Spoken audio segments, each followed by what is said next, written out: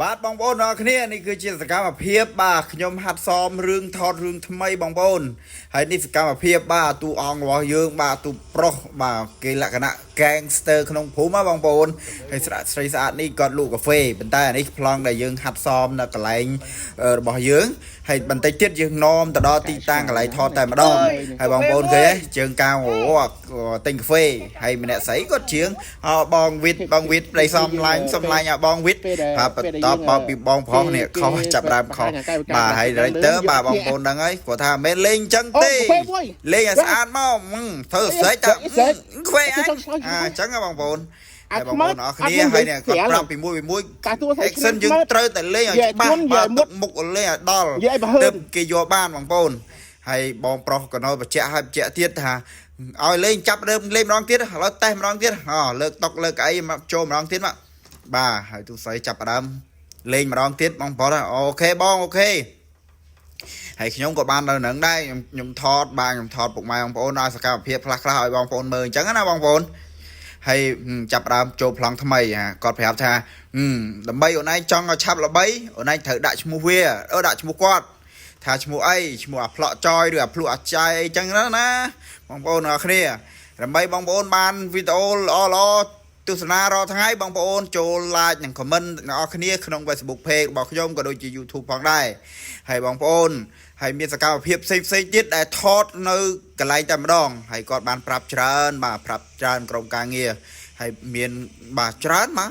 មានទាំងទូស្រីស្អាតបាទប្រុសស្អាតច្រើនណាស់បងប្អូនបន្តិចទៀតខ្ញុំដាក់ប្លង់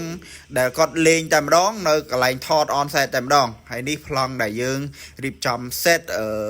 ចាប់ផ្ដើមថតណាហើយយើងមាន script មានអីត្រឹមត្រូវហើយយើងថតបែបគុណភាពបាទកាមេរ៉ាមានអីទាំងអស់តែម្ដងហើយយើងមានភ្លើងមានអីមកចប់តែម្ដងហើយបងប្អូនណាដែលចង់ទស្សនាហើយចង់សម្ដែងបងប្អូនអាចឆាតមកខ្ញុំបានហើយយើងមានជាក្រុមផងដែរហើយយើងមានបាយទឹកជូនពុកម៉ែបងប្អូនហើយជាក្រុមចូលធីមបាទហើយបើសិនជាល្បីបងប្អូននឹងមានឱកាសចាប់ឲ្យជីបនេះតែម្ដងជាមួយក្រុមការងាររបស់យើងតែម្ដងហើយបងប្អូនហើយនេះយើងចាប់ផ្ដើមផ្សំចូលឆាកថ្មីនេះស្រីស្អាតច្រើននេះបាទ3នាក់4នាក់បាទនេះកាមេរ៉ាមែនបាទហើយច្រើនបងប្អូនយើងច្រើនណាយើងថតច្រើនបងប្អូនណាដែលចង់ទស្សនាហើយទស្សនាទៀតខ្ញុំបន្តិចទៀតខ្ញុំនឹងដាក់ final តើវីដេអូនេះនឹងចេញទៅជាយ៉ាងណាបងប្អូនហើយ director ប្រាប់ពី1ដល់1ពីប្រាប់ពី1ដល់1ហើយ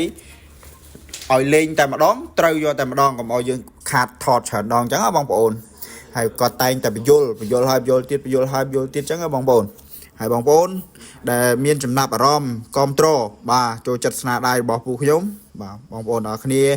ជួយ like ជួយ share ទាំងអស់គ្នាបាទចាំមើលគាត់ភាគ2ចាំមើលតើគាត់លេងបែបណាលេងត្រូវអត់អញ្ចឹងបងប្អូនបើសិនជាគាត់លេងត្រូវខ្ញុំនឹងចាប់អាជីពជាក្រុមនេះឲ្យជាប់គង់វងតែម្ដងហើយឥឡូវយើងចាប់ផ្ដើមសមហើយបងនោះគាត់លាបម្សៅថ្ងៃក្តៅចេះតែម្ដងបាទហើយនេះបងប្អូនគុណភាពខ្ញុំថាគុណភាពពិតតែម្ដងហើយក្រុមការងារយើងក៏មិនមែនតែម្នាក់2នាក់3នាក់4នាក់5នាក់ដែរគ្នាយើងច្រើនទៅ10នាក់អីណោះបងប្អូនអើយហើយចំពោះសាច់រឿងបងប្អូនតាមអារម្មណ៍បងប្អូនអរគ្នាសូមអរគុណ